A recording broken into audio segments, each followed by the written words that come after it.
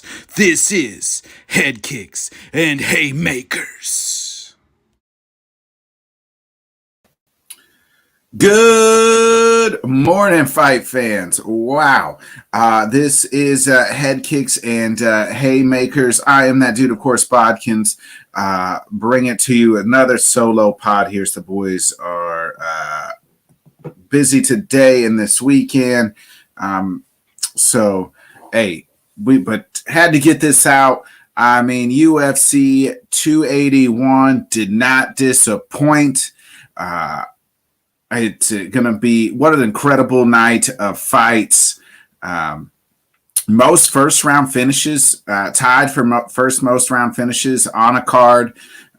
This card was, just finish after finish after finish. I think on the main card, every fight was a finish. I'm trying to think. Hooker. Yep. Every fight was a finish on the main card. You can't ask for anything better. Even on the early prelims, not the early prelims, but the prelims.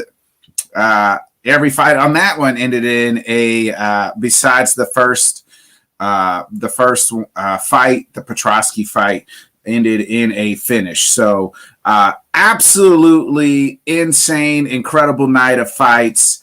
I still can't believe what we saw.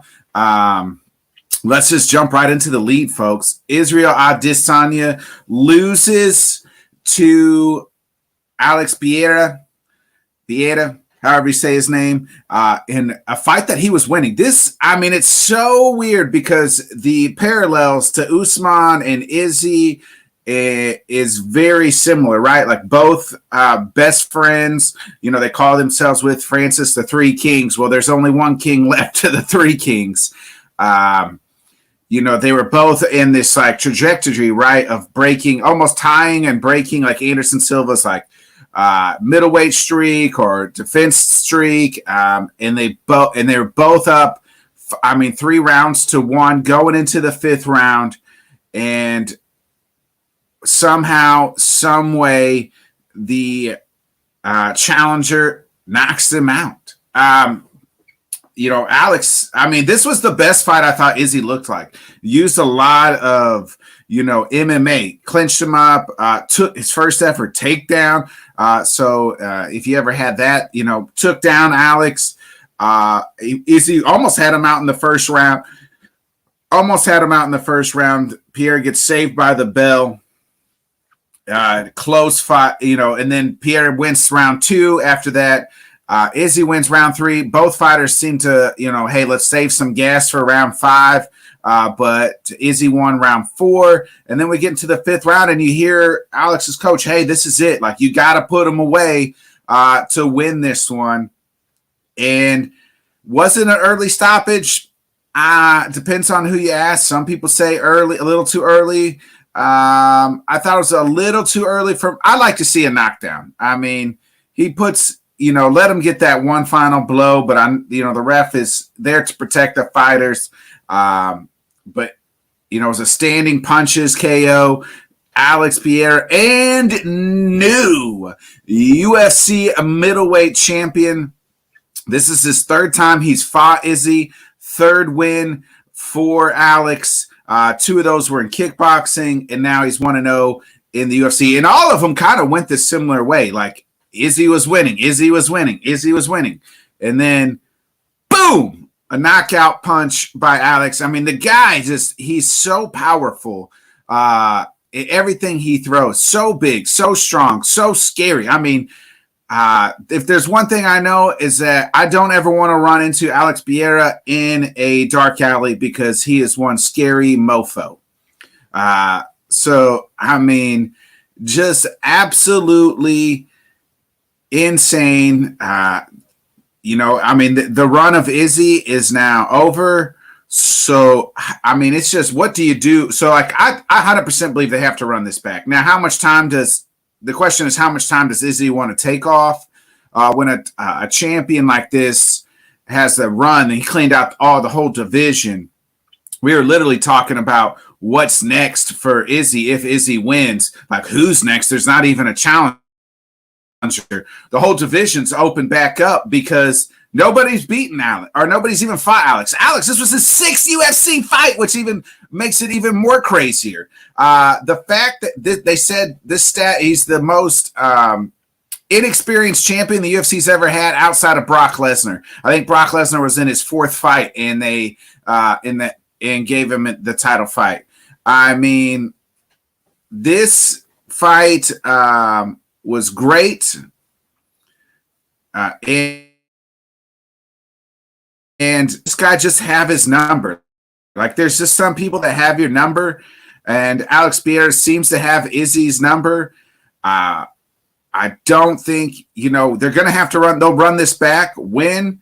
I don't know. I mean, to Izzy's credit here, he's been one of the more active champions that we've had, one of the more active fighters. This was his 3rd fight of the year. 2 years ago, he fought 3 times. Last year, he fought 2 times. So he's been very active. I think we'll see what happens.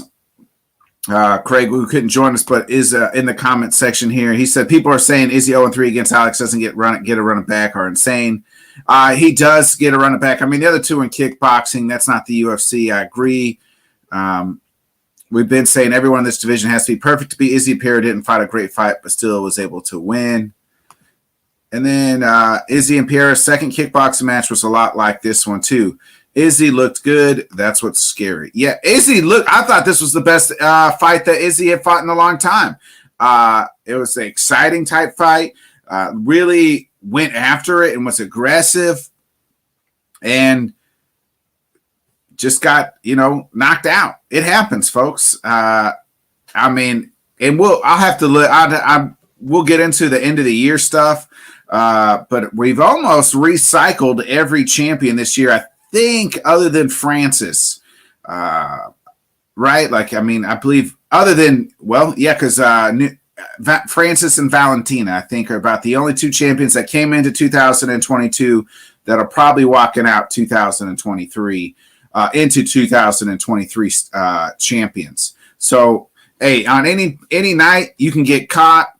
I wouldn't really say Izzy got caught. He did, but it wasn't like a one-luck punch. But it was just very similar, the linings to Usman and Edwards fight and this fight, Izzy and Pereira fight, like, is very similar, right? Like, hey, if Izzy just kind of stays away or he does this, but Alex came out on fire in that 5th round and was able to put him against the cage and really emptied the tank. I think knowing that he could empty the tank and knowing that he has that knockout power. Now, here's some things that scare me about Alex.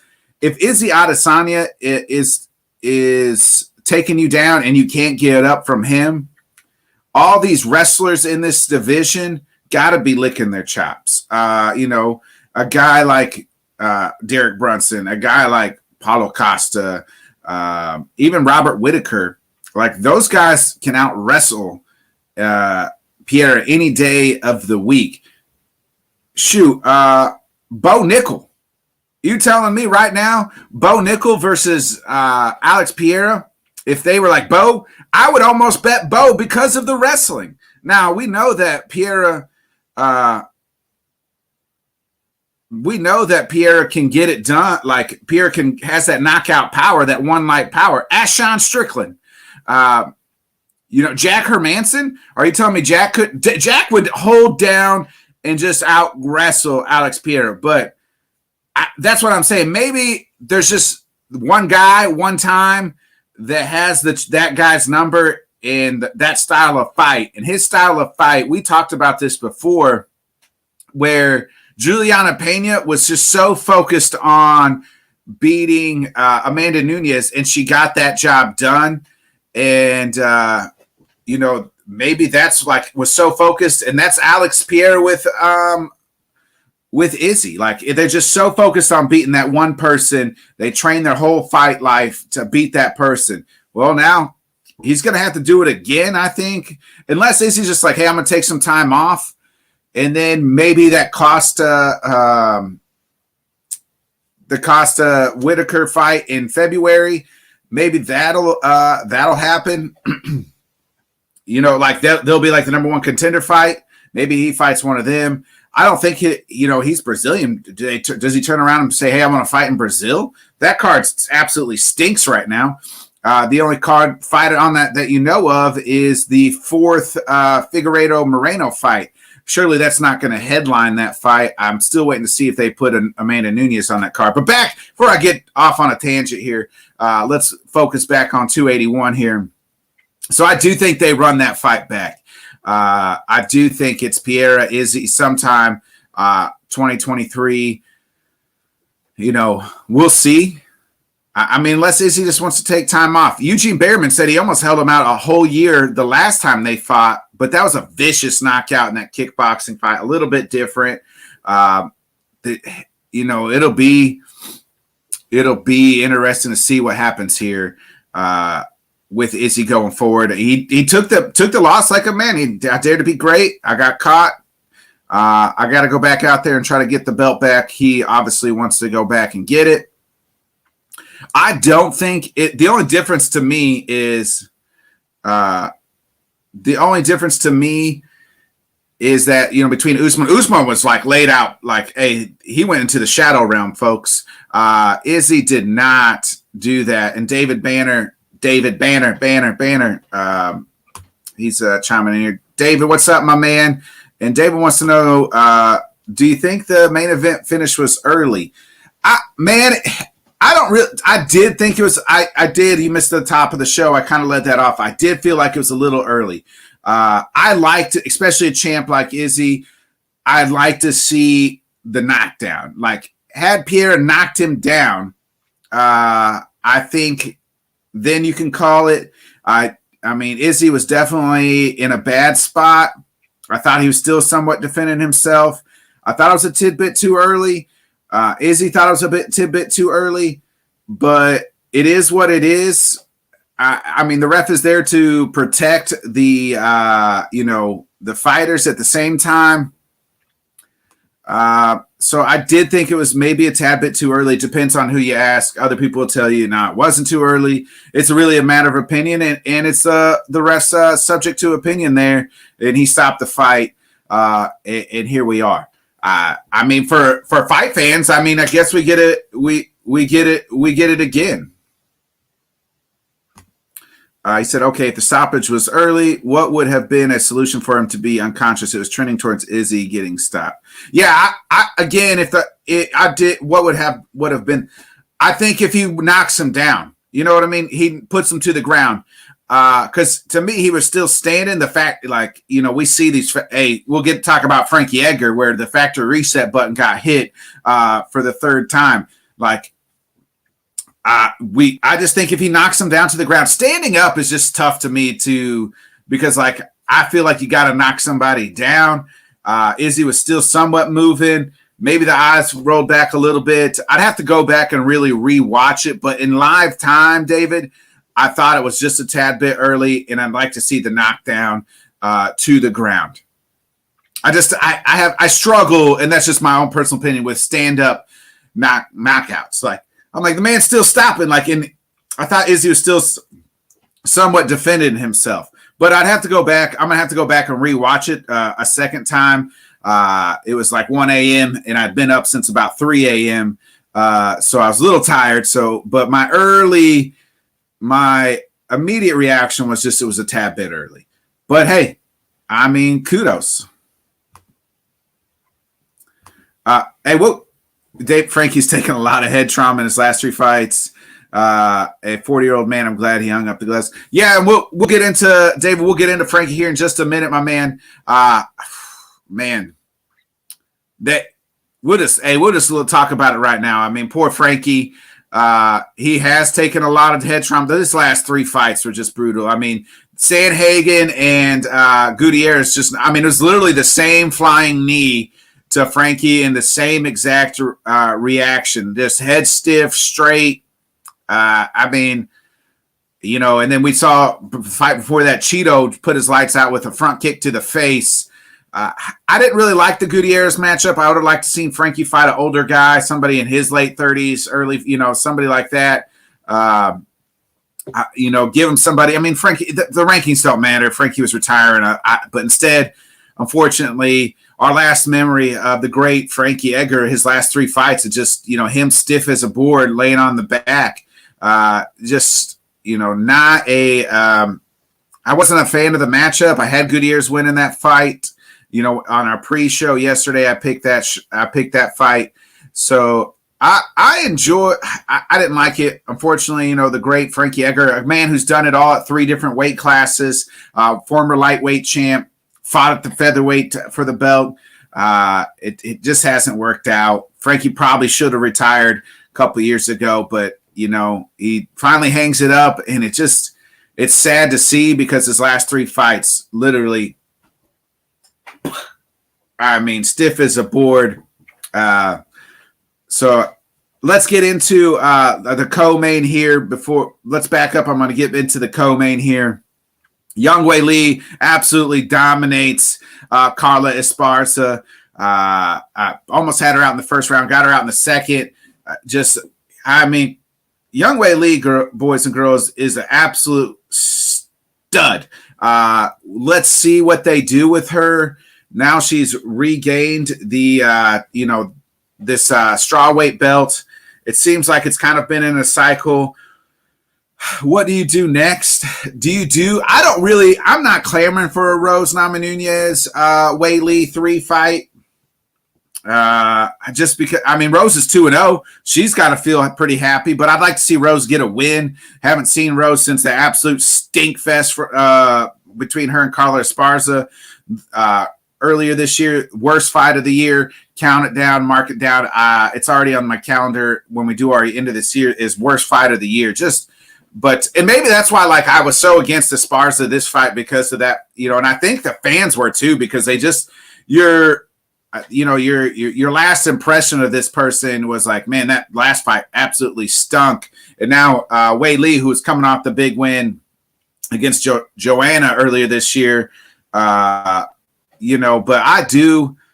I eventually think that'll be Rose and Welli 3. Welli, I feel like it's improved so much this last 2 fights. She looks awesome, really just improved, confidence wise, as a fighter, as a person, has improved her fighting skills. What they've done with her, she is at Fight Ready with Henry Cejudo. As long as she don't start being cringy like Henry Cejudo, they're doing well with her.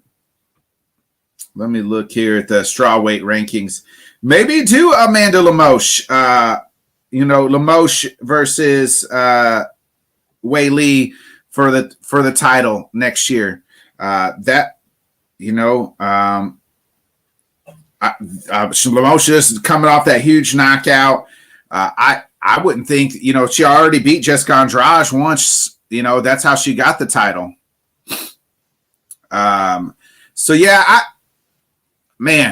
Such a tough that fight. Yeah, I'd like to see her fight Lemos, and then maybe Rose fight Andrade. She already beat Andrade. Maybe she fights. Here you go. I like this. What I like to see here. So Ariel Helwani was reporting earlier that they're going to do a show in China. So maybe early part here. I don't know when that show will be, but maybe you do this. You do Welli, Lemos in I don't know, early, March or so. And then you could, because they both just fought, so the timeline fits. And then you could do Rose versus Yan, who's number 6. And if Yan wins, you can book and Welli wins, you book the 2 Chinese people in China against each other, or maybe you just do that whole card like those 2 matchups in China would be even better. So that wouldn't be a bad fight. But Welli's tough, man. But maybe, and it could just be one of them things where Rose just has her number, much like we just talked about in the main event. And maybe Esparza just has Rose number, and it's just this repeat cycle. And maybe somebody like Lemos or Yan, Mackenzie Dern, maybe one of them can come up and fight through. Lemos has straight knockout power. Is one of the can knock out folks. So we'll see. I mean, I have a sour taste in my mouth from Rose, and not really her. It's just her stupid freaking husband / coach. He's an idiot. I've never been a fan of Joe Barry's. Get Rose, get rid of him. But anyway, I digress. Again, before I get on another tangent here, but I'd like to see that. So let's do Welli, Lemos, and then Rose, Yan, and either in China or before China, and then you can do if they both the lovely Chinese women win, you could do that show in China. That would be incredible. That would be a good fight. So we get some comments coming in here before we get into the third fight here. Rose needs another win for a title shot. Yeah, I agree. But when you got 2 wins over the champ, David, like it would be tough. But again, I feel like Rose needs one because our lasting impression of Rose was just doing this number and just never throwing. In her, and Barry just saying, if they're booing, that's part of our game plan. They're booing. Like, no, you got to do something. You got to throw a punch, a kick, something, Rose, to win a fight. You can't just stand there. Craig's just saying Welli going to be tough to get that belt from. Exactly. I mean, but Rose has done it not once but twice. How about this? Like full circle, 365 days later, to kind of put a nice little bow on this. This is how fast things move in UFC, folks. A year ago at this time, Rose beats Welli, and she's 0-2 against Welli. And Alex Pereira was on the prelims of that card in his first UFC fight. Here we are, 365 days later. A year ago, most people would have said, who the heck is Alex Pereira? Oh, he's just this guy that's got 2 wins over Izzy. Never would have thought, hey, a year from now, he's the UFC middleweight champ. And then after Rose beats Welli twice, you're thinking, man, what happens with Welli? Is she now in like Robert Whittaker type where she just can't Colby Covington? But here we are 365 days later. They're both the champ. So just shows you how things and how fast things move in a year's time. Before I get into fight of the night, is there somebody, anybody want to put out in the comments, is there somebody out there right now, 365 days from now, that we don't really think is going to be the champion, but that's like that? The first person that comes to my mind is actually Bo Nickel. But I feel like Bo Nickel's got some hype and they're going to slow build him. So who knows? But yeah, just somebody that's like really kind of, under the radar and then just like bursts onto the scene. They did it was a fast track for Alex Pereira. And maybe it's because Izzy didn't have nobody. So they're like, hey, we'll give you this guy here, see if you can catch your revenge. And he didn't get it. Let's get into the main of, my bad, David. So I was asking, is there anybody right now that is out there that's like kind of unheard of, that's been fighting on these prelims that it can 365 days right now, much like Alex was last year, and can be champion this time next year like that? Craig says Patty. Now, Craig, I feel like people will know who Patty is. For a belt. Patty on the scene, but could be fighting for a belt. I thought you said like weight class, because Patty. I don't think Patty, because I think they're doing a slow build with him. He wins his next fight. He probably maybe gets a ranked fight in London. So we'll see. Ask me that question next year. David saying I can't see every other division is stacked at the top. Yeah, it is stacked, and that's what's crazy. It is stacked at the top. You're trying to look at divisions that maybe somebody cleaned out, but because now Islam is the lightweight champion, all them guys at the top he never fought anybody. Alex, same thing. I'm looking at, same with Yuri. Yuri got fast tracked. If he can beat Glover again, he hasn't fought a lot of guys. So Craig's saying Alex got fast tracked because of the history of Izzy. Most guys don't move from prelims to title fights in a year. Yeah, I mean, they don't. That's true. So, and that's what I was saying. Like, he is kind of a special person. I really think kind of Bo Nickel would be that type of person because of the hit, like how good he is. But will they do the slow build? It'll be hard to do with somebody like Bo, even with like Patty. We'll see. I was hoping to see Bo next month, but unfortunately, he got injured, and we won't see him until 2023. But yeah, let's get into the fight of the night. Hey, the people's main event, right? Dustin Poirier versus Mike Chandler. Was everything delivered? Now, was it as good as Gaethje and Chandler a year ago? Man, that I don't know. I'm going to say no. And the only reason is because that fight was like 3 rounds of like the first round of this fight. There was no wrestling, and it was just two dudes just going at it, almost trying to punch each other's lights out. But let's break down this fight. Chandler, I mean, almost has him out, almost has Dustin Poirier out. Even Dustin said, hey, if he doesn't throw these looping shots at me as a straight, he probably puts me out. Almost had him out in the first round. And it was such a good fight. Chandler almost knocks him out in the first. Like, you're like, oh man, Chandler's going to take this round. Then for some reason he shoots on him when he almost has him out. I didn't really like that takedown. Just stand there and almost put him out. Maybe he was thinking back to the Charles fight, like, didn't take Charles down. I don't know. Maybe he thought the ground and pound would get him out. But either way, Dustin survives, and then Dustin puts it on Chandler at the end of the first round. And you're thinking, oh shoot, Dustin's going to put Mike out, and we're going to get out of here in the first round. Somehow Chandler survives. Then we get into the second. And you're thinking, man, who won that first round? Do you give it to Mike, who won the early part of the round, or do you give it to Dustin? Do you give it to Dustin because he won the second part of the round, the second half of the round?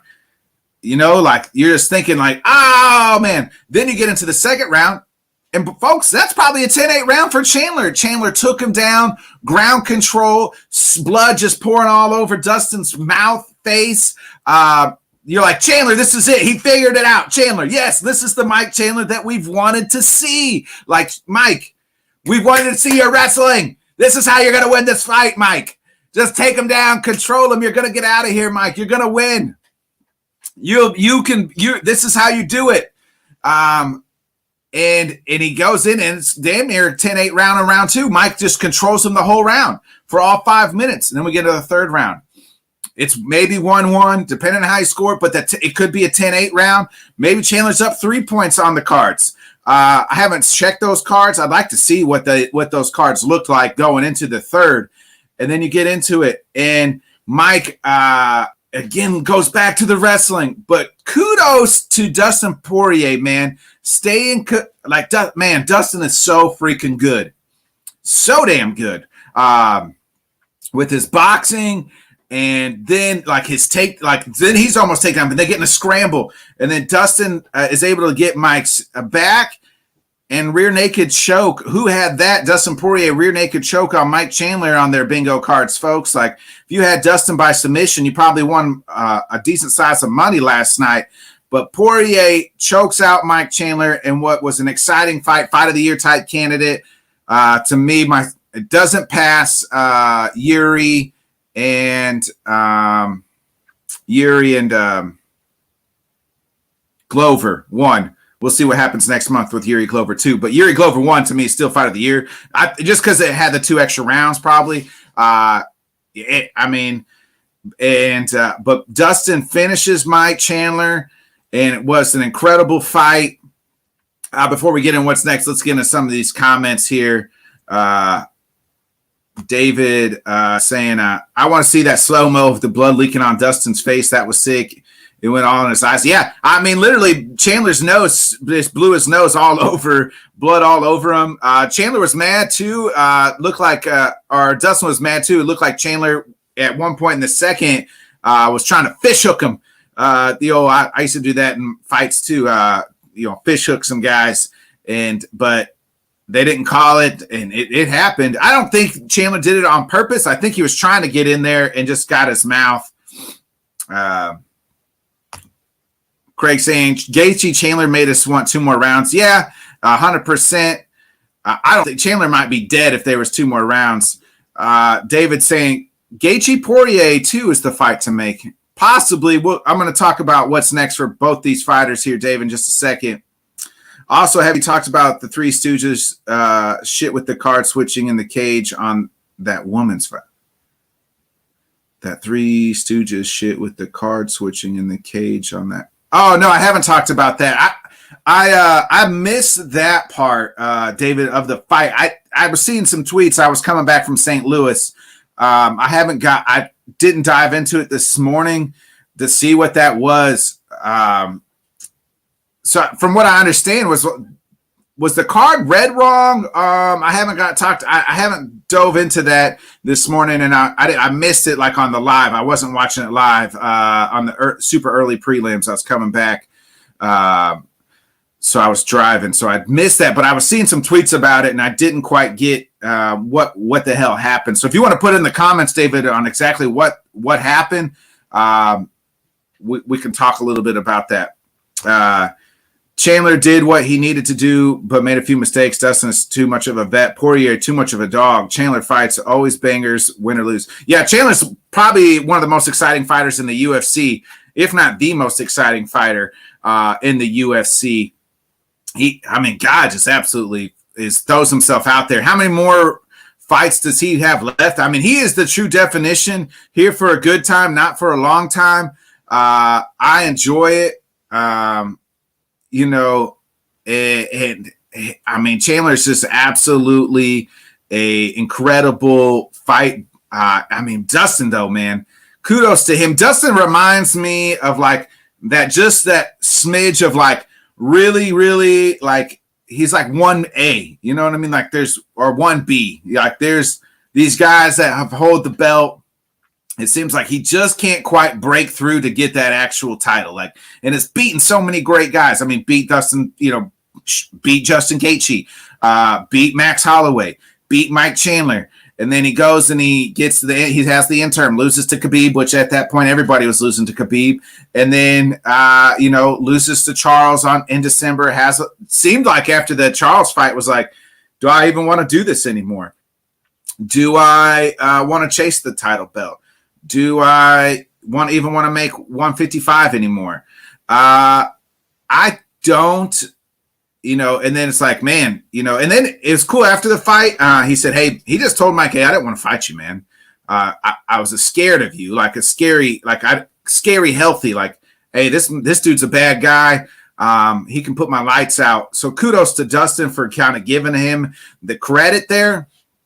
But Dustin's just he's good, man. Smart. And so you can tell, like, hey, he was very fight alert and every time. We'll see. What do we do with these two guys going forward?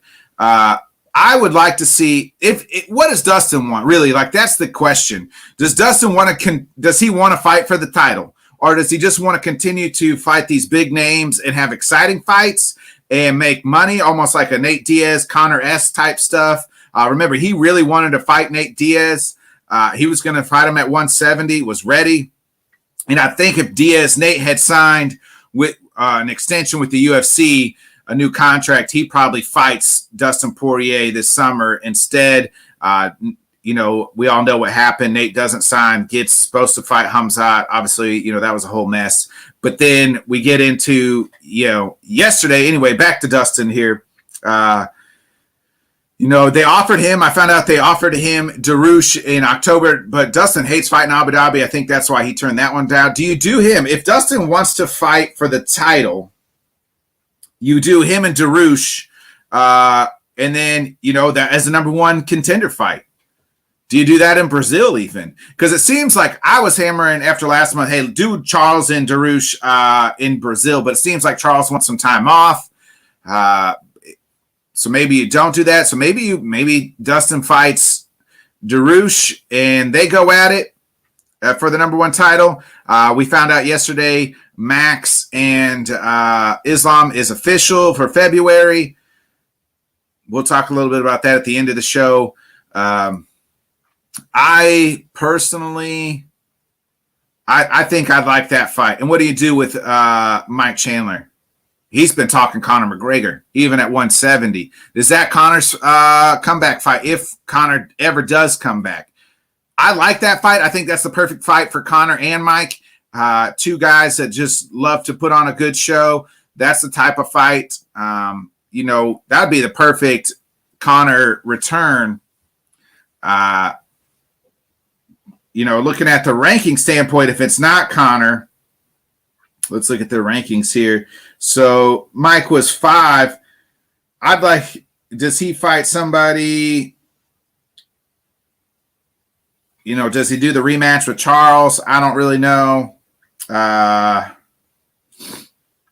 me, Chandler didn't lose any. He's not going to super lose out in the rankings. If he fights down, maybe you do. It seems like RDA is done.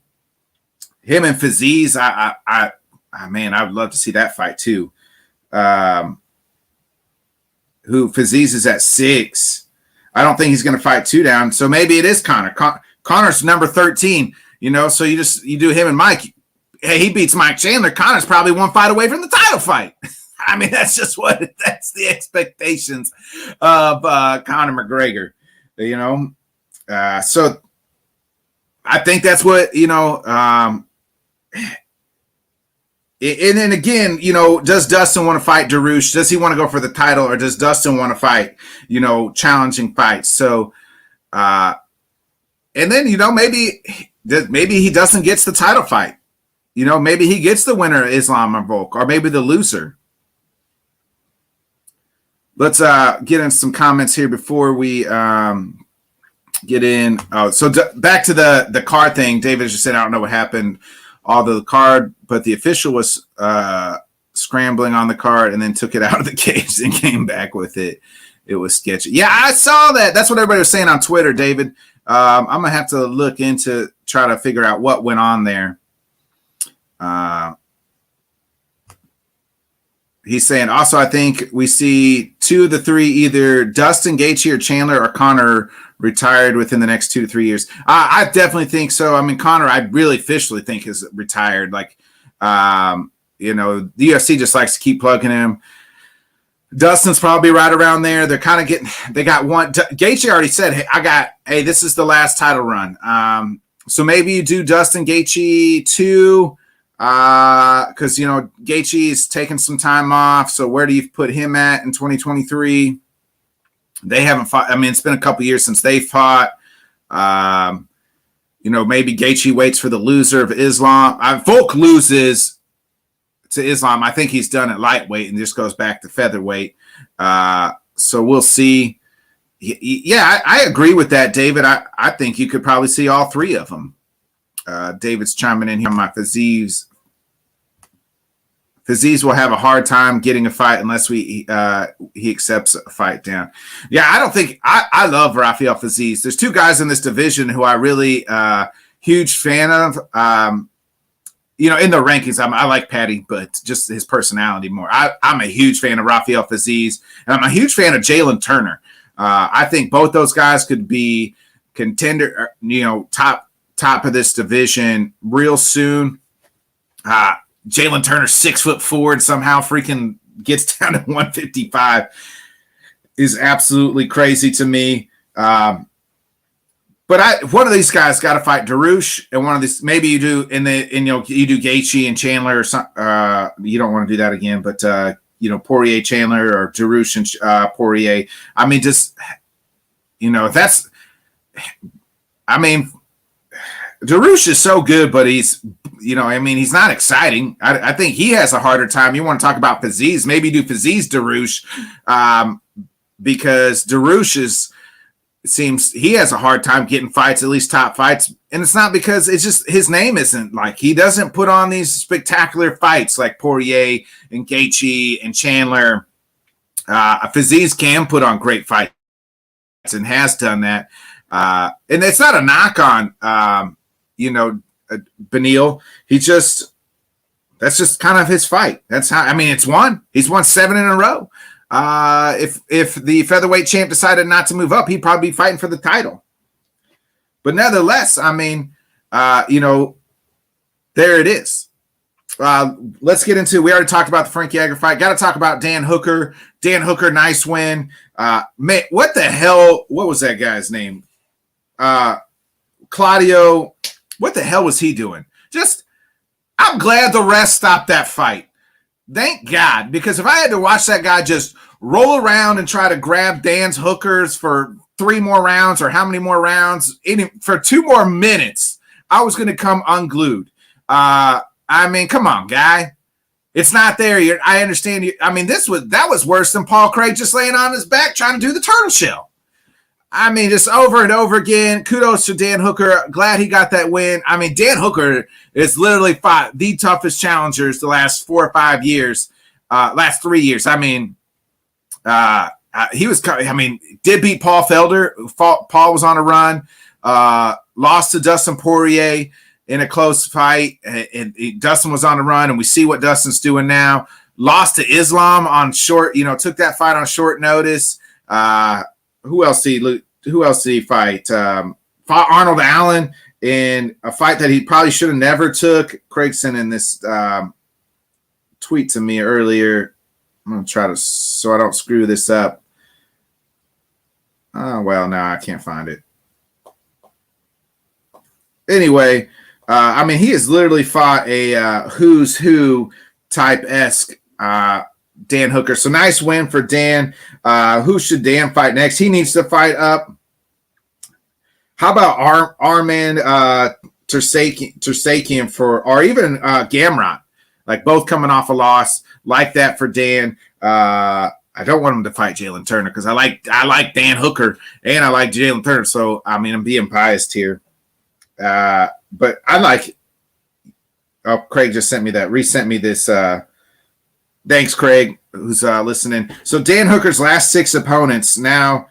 Paul Felder, who is 5-1 in his previous 6. Dustin Poirier, 5-1 his previous 6. Michael Chandler, 5-1 his previous 6.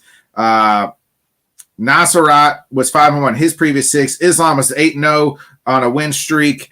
Took that fight on short notice. And Arnold Allen, 8-0 win streak. So when I say you fight Dan Hooker, you got to be really good. And he's lost a lot of those fights. But kudos to him, man. Hey, put his, there's the only person I could think that's kind of went through a murderous row type like that was Charles Oliveira, and he was the champ. In just recent short aspect of time, right? Kudos to Dan Hooker. The man is a gamer. And he said he wants to fight on the February card. He said anybody can get it. I'd like to see him and Gamrot or Tarskanian, Arman. They're 8-9, both coming off losses. Let Dan Hooker used to be kind of the gatekeeper to the top 5, top 10. So let him get his ranking back and see if those guys can do it. RDA's at 7, but he seems kind of done. He went back up to welterweight, so we'll see. But yeah, I'd like any of those fights for Dan Hooker. Craig's chiming in here. If a dude is on a streak, you make him prove he's real or not by fighting Hooker. 100%. Some of those guys are real. Who signs up to fight Islam Makhachev in Abu Dhabi on short notice? Dan Hooker, that's who. Absolutely insane. Let's see here. Back up to, so that's kind of runs down the main card. How about Darren Spann just knocking out Dominic Reyes? Reyes' chin's got to be gone, folks. Took a long layoff, And I mean, this is a guy who took John Jones, was probably that close. Some people even thought he won the fight against Jones. And it seems like he's just stuck in 2020. And, you know, pre-pandemic almost. That's how long ago it was. And he's just stuck there and hasn't felt like he hasn't recovered. And now it's 3 straight vicious knockouts. I mean, Jan Blachowicz knocked him out. Yuri, vicious knockout on that spinning elbow. And then yesterday, Terrence Spann just jabbed him. Boom. Put him down. Night. I don't know about Spann saying he's never trained before. You train this time and you miss weight? Meh. And he said it's New York's fault. Hey, man, you got to know the rules, brother. You got to know the rules. You got to come in close to weight. Didn't get that extra hour. Either way, missed weight, but still knocks out Reyes. So what do we do here with both of these gentlemen? So Ryan Spann was 12. I mean, here's a tasty one, folks. How about Jamal Hill and Ryan Spann? I don't think they fought before.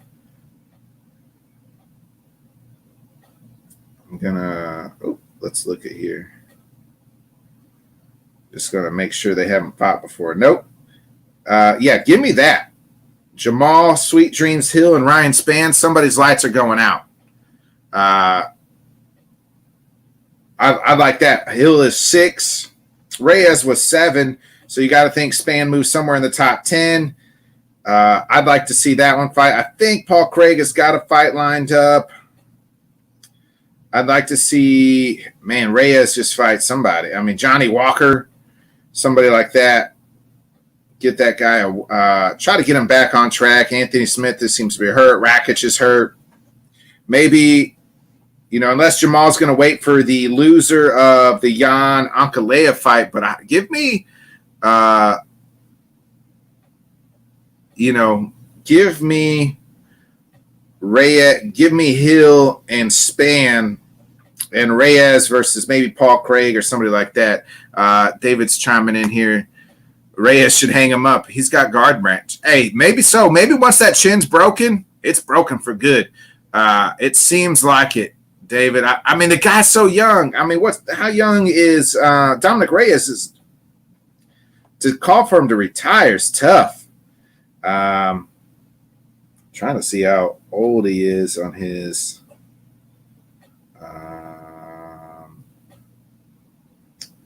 It's not telling me here. Let me look at the other app here. I was trying to see how. I don't think Dominic Reyes is all that old. David, somebody in the chat, if you guys want to look it up, I'm looking it up right now.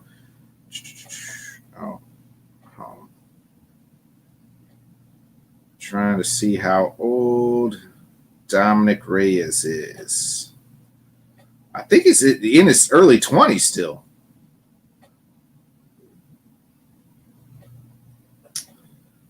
He's 32, so he's still young, only 32 years old. I don't know about hanging him up, but man, this was supposed to be the get right fight for Dominic Reyes, and Spann just made his name and made a huge fight, huge knockout, nice win for Reyes. For Spann. Got to talk about Rentano Moicano. How about he put it to Brad Riddell. Moicano was pissed off, man. I enjoyed his post-fight presser. He was just like talking to himself in third person. Said, hey, they should have never took my rankings. I took RDA on short notice. Anybody can get that smoke. I loved it. Loved Moicano. Loved the post-fight. Give him somebody in the rankings. That lightweight division is just so much fun, and it's so tough to watch. Again, maybe you give him the number 15 guy. Let's look who that is. I'm trying in the rankings here. Grant Dawson's number 15. Maybe you give him or Damir Ismagulov is number 11. He's not going to fight Tony. maybe you do it. Maybe you do him and Jalen Turner. I mean, Jalen Turner's going to fight down. I wouldn't mind seeing that. Kind of gives him a good fight. But I would like to see. Let's do Grant Dawson, who's number 15, or even Demir, who's 11. Let him fight. Let him fight Moncano. But man, Moncano loved the fights last night. Loved the Moncano's fight, and then man, Erin Blanchard, kids, she put it to Molly McCann. Poor Molly. They finally get some momentum going, and Erin just big brothered her. Put her in that crucifix and just pounded her to death. Eventually gets her to tap into a Kimura. Nice win for Erin. Erin Blanchard is like 23 years old. She's definitely, I think, could be a future. I see a future champion there. Just took it to Molly. It was an absolute bad matchup for Molly. We knew that going in. I was rooting for Molly, but what do you do with Blanchard now? Maybe you give her a Grasso, Andrade, or somebody like that. She's 12. Jennifer Maya is not 8. Somebody like that. Maybe give her Caitlin Chikugian. Hey, can she? Hey, that'll fast track you. You beat Caitlin. I'd like to see that out. Alexa Grasso, maybe. Andrade, I think, has a fight coming up. Or Jennifer Maya, somebody like that. Give her that. Molly was being called out by Miranda Maverick, who just won. Miranda said, "Hey, I'll go to London." She's been calling for that fight for Molly McCann. So maybe you do that fight. Miranda Maverick versus Molly McCann. There seems some type of beef there. That'd be a tough fight for me because I like Molly, but I kind of root for Miranda because she's from Missouri, but she's never answered in my DMs when I've asked her just to, hey, help a Missouri boy out and come on the podcast.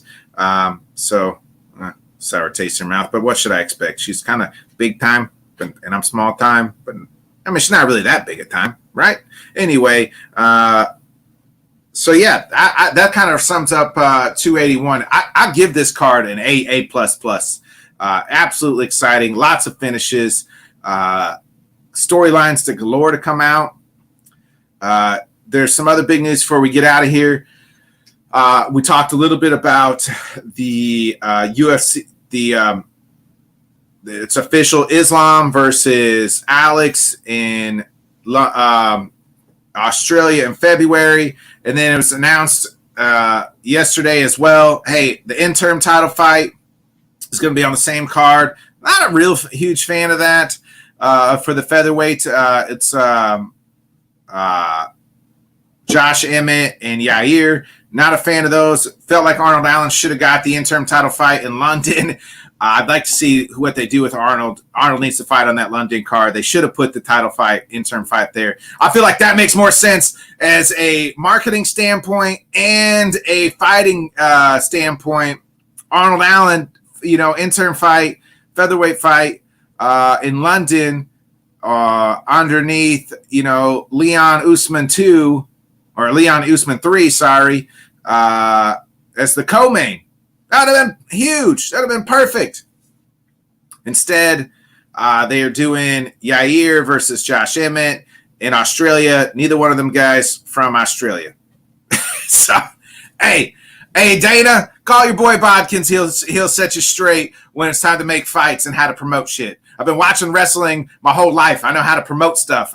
So let me show you how it's done, Dana. That's just I'm not a huge fan of that fight. Number one, I'm not a huge fan of Yair because he was like, I'm only fighting for a title. And I felt like Arnold handled things more gracefully. I thought Josh Emmett handled things more gracefully. But even nonetheless, maybe do Ortega Arnold Allen in London. That would be good. Ortega coming back. He should be back and healthy by that fight. Arnold Allen beats Ortega. He would get the, could at that point in time probably fight for the title. So we'll see. UFC, we'll be back. We're going to wrap up this show, folks. It's been another great episode of Head Kicks and Haymakers. I appreciate everybody tuning into the comments. It's been a pleasure. Thanks, everybody.